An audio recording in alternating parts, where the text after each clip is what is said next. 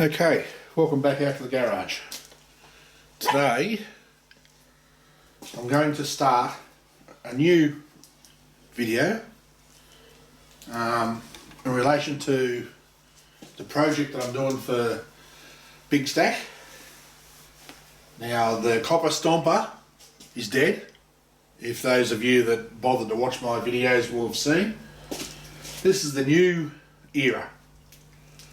And this is a stomper also, but it's a multifaceted machine. What this new machine is going to do is it's going to crush and cut copper. It's also going to cut copper wire, bulk wire, like thicker stuff. And it's also going to crush cans very, very well.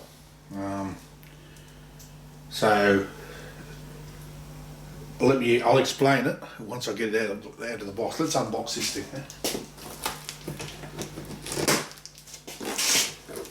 I have discussed what I'm getting, and those of you that have seen my videos will know exactly what I'm talking about.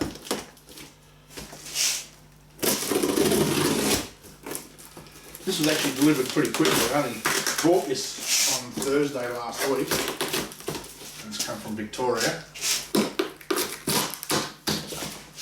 Supposed to come by TNT, or come in a FedEx truck, so I'm guessing that FedEx now owns TNT. I'll keep that. I'll use that for shipping chili sauce. They wrap jars and bottles in it.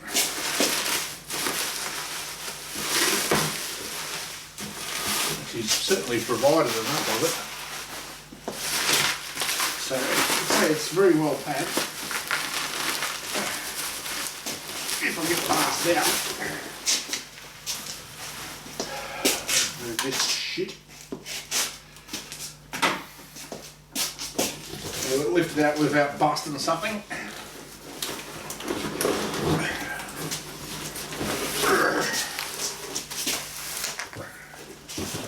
And piss that off. Right. Now, as you can see, what we have. I don't know what that is. That is possibly a capacitor. I'm not sure. But we have a gearbox. Now it says it's 750 watts, which is 1 horsepower. So what we'll be doing is we'll have this on a machine. You're probably facing around that way. I'm going to utilise that because it's got a taper lock, which is good. Those things aren't overly cheap anyway. And I can utilise that either by machining it down, if I can machine it, it depends on how hard it is, and use that to run a shaft. The bloody oil leaked out of the breather. It's all over the bloody place. Anyway, it's a second-hand unit. So it's got a huge amount of cooling fins in the back here. So I'll take this off and investigate it later. Use that, so basically what I'm going to have is a reciprocating arm. So there'll be an arm on here the length of the travel that I desire, which will be a bit over the length of a can. I can't remember what length they are. So it'll spin around. And it'll have a piston. I'm going to use the piston off the old pneumatic stomper. I can use that, the pad, not the piston, the flattening pad. And I can even utilise that. Let me zoom me up a little bit so you can see better. You can see more of that without having to look at me. So it's hard. I should have, if I was any good at 3D design, I'd draw something up and show you, but I can't, so I won't. But basically, it'll be a reciprocating plunger, okay? So it'll have an arm, it'll have a push rod, it'll have 2 pivots, one on the plunger and one at the arm. So it'll just keep backwards and forwards, like that. Now, a place that I used to work at many years ago, we had a can crusher, because we used to go through a shit ton of cans, and it was made exactly the same way.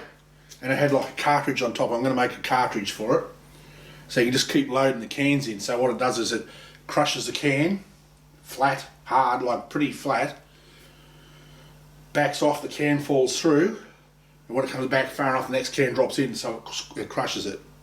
So utilising that, it'll be utilising the same space. So instead of the cans dropping in the top, I'll have a hole through the side to put the copper pipe, feed the pipe through, so it'll crush it, and as you keep feeding, it'll crush and cut, and I'm going to make it adjustable, because what he wants to do with this copper wire, I've seen he's got a pallet full of 140 kilos of copper, bare copper wire, and he wants to cut it almost in granules. So you'll be able to fold multiple layers of it, adjust the stop so it's only that far, and just keep feeding as it operates, just feed it through. So you'll push it through, it'll hit the stop, and then it'll cut it, and as soon as the thing releases, it'll be able to push it through and cut the next lot.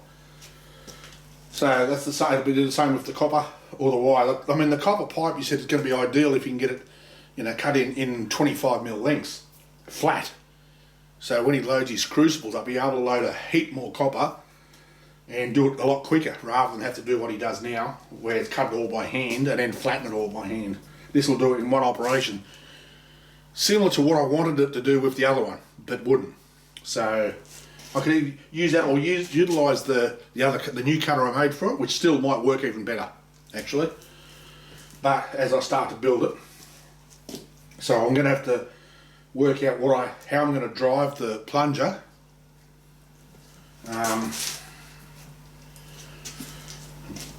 And then start to build the stuff. I've already got the steel outside for the stand, so I've got to go and buy some more. I think, as I said in my last video, some 100 by 6 flat bar that I can utilise to build everything to hold this up. I can chop up some of the bits of the other one that I need to, if I need to. I might be able to even utilise some of that. So, I've got little bits like that. Well, that one's really no good. That was off the version 1.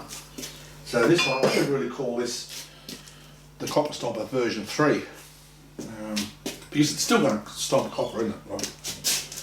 But I'll just call it the multi-tool. I don't know, BigstackD multi-tool or something like that. The destruction machine. That might not be a bad one. The destruction machine. So, that's one horse. That's what the motor is. What you're going to get here, because it's, excuse me while I stick my ugly head in the way, it's a 59 revolution. So you're going from 2,900 RPM, the motor, that'll be at full speed, 2,900 RPM and down to 60 at this end, so 59, close enough to 60, 1 revolution a second. So that's going to work pretty good. I think that's a good speed. The other thing is that you can hook these motors up. I think I've got you zoomed in a little bit too close. You can hook a 3-phase motor up to single phase. That's really easy. All you need is a 10 microfarad capacitor to bridge to you can change your terminal box to, I think it's Delta, where all your steel prongs are straight line. You wire your 240 up to 2 of them, and you hook your capacitor up to the front and the back one. But the problem with that is you lose 2/3 of your power, obviously, because you're only running 1 phase instead of 3. So I'm going to test it on single phase. If it's powerful enough, then I'll leave it. If not, then it's only $90, I think it is, for a single to 3-phase adapter, which is VFD. So it'll start. It won't be just bang start. It'll start gradual. I don't know if any of you had anything to do with a variable speed drive, or variable frequency drive, I should say. But they make like a little whistle and they start up slowly, which is what we want. We don't want to just bang hard on. So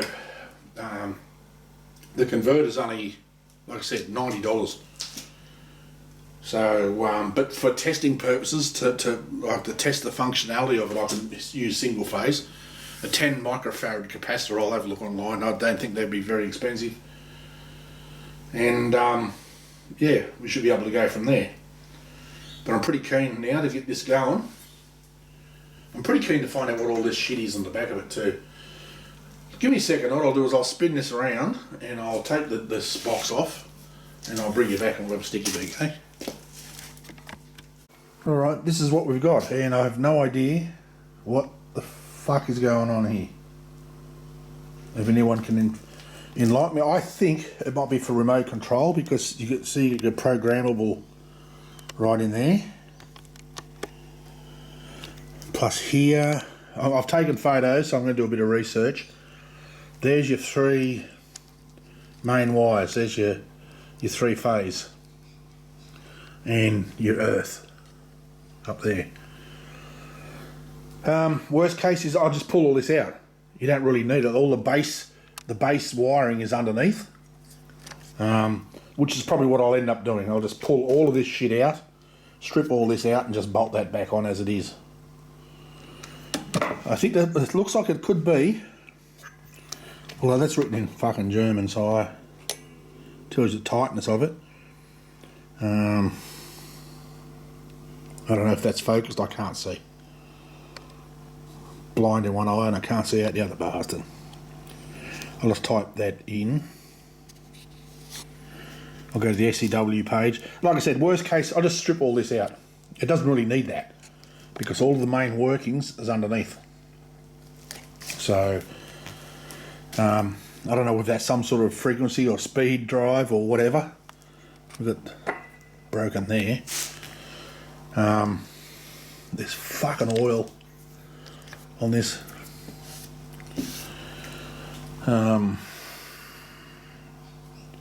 Yeah, like I said, I'll have to pull all that. I'm going to pull all that out. I don't need that. You know, if I'm not operating some complex piece of machinery, I'd say it's speed adjustable, because this belt drive here, it's a tooth belt drive, so it must have driven some sort of machinery. That's all I can assume. But I mean, that'd be why it's got all these massive cooling fins. I'm gonna take that off and I'll ship that over to Dion. He can cut that up and melt it. I'll just unbolt it and put a plate over it, or cut it off and cover the end up. So I don't really need any of that shit. I can remove it. So a little bit of copper in there. Dion will start the bar up. I don't know what's underneath all this. It probably only clips off. I know there's screws in there. Yeah, so that's what that is. As I say, I can pull all that out. I don't need it. Let me hang on. I'll do that and I'll bring you back. Righto, just as I expected. So all this is a control module for something. All of this. So I just need to piss that off. I need to bridge those. That won't be too much to make some brass bridges for those. And then I'll get like I said, a 10 microfarad connector. Connect one here and one here. And then the active and neutral I'll put here on these two. And if I wanted to reverse it, I'll just move one from here to here. So that's just to test it. So, you know, all this shit here, I can unscrew it, piss it off. I don't need it. Yeah. So there we are. That's the start of the new phase. So kind of looking forward to it.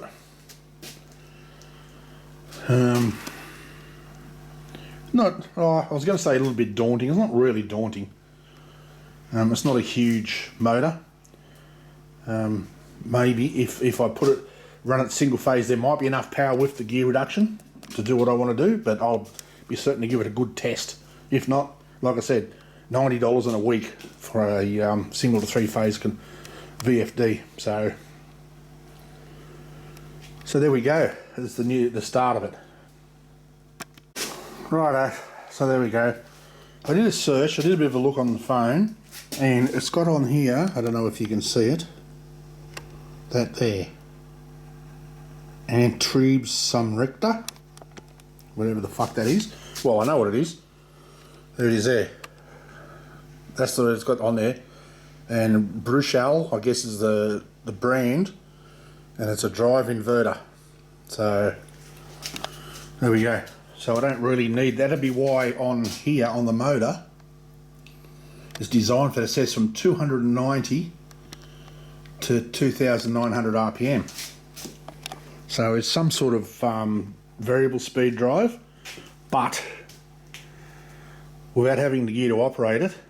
And like I said, the three-phase converter is a VFD anyway, and you can adjust the speed on that from very slow to flat out. So, and like I said, flat out, I'm guessing is going to be the 59 RPM on that.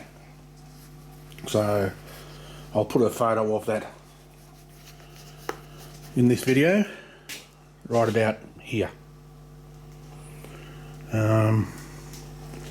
So yeah, so I'm going to come out here probably tomorrow now and start on this, and what I'm going to do is I'm going to pull all of that out, strip everything off it that doesn't need to be there, take that, get that off. It's not even on all the way anyhow. Check the oil level, and start building some stuff, measuring it up and doing some rudimentary stuff. So I've got to go in and get some material, so I might duck into Brooks Brothers Metal Land tomorrow and get some steel so I can start on it. I mean, I can make the top here, I can do it on top of here, on top of this thing. And then I'll make the stand for it and I'll work out how high I want it to be. But I can get most of the workings for it done here. So, you know, it's not going to be overly light. I think this thing weighs 15 kilos, which is fine. It's going to be on wheels. It's going to do a lot of stuff, so I'm looking forward to getting this one done. I'm pretty sure this one is going to be successful because we're using mechanical power, not pneumatic. So, and I'm going to make it adjustable, so where I bolt it down and be able to adjust this so you can adjust the thickness of your crush. So I'll have it set so it will crush the can. What I'm going to do is stomp on a can.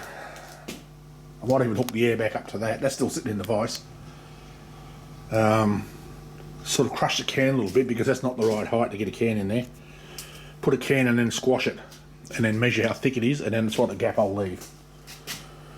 So it will be able to crush it like that. The one we used to have where I worked at when I worked down at the power station, it crushed the cans. They're like little solid aluminium discs, so were pretty well crushed. So that worked out good. That'll make Dion's work a shit ton easier, I think. And it'll be all dropping into a bucket. So I'm going to have what is it, the 40 litre buckets, the white buckets that Dion uses, like in your garbage bin. They'll sit underneath it, so it'll catch whatever you're cutting, copper pipe, cans, wire. It'll catch it all. So I'm pretty keen to get into this one now. After sitting around doing 2/3 of nothing and feeling sorry for myself after I realised that was going to fail. So that's my next job, next task. I'm going to start a new playlist for this one. I'll come up with a name for it. But yeah, I'm pretty keen to get into this. I might even see if I can go and get a capacitor, so I can just hook the 240 up to it and test it. So I might even do that before I build too much. So yeah, we'll do that, eh? Thanks for hanging around. Just a little video today, and we'll see you in the next one. Until then, stay safe. Peace.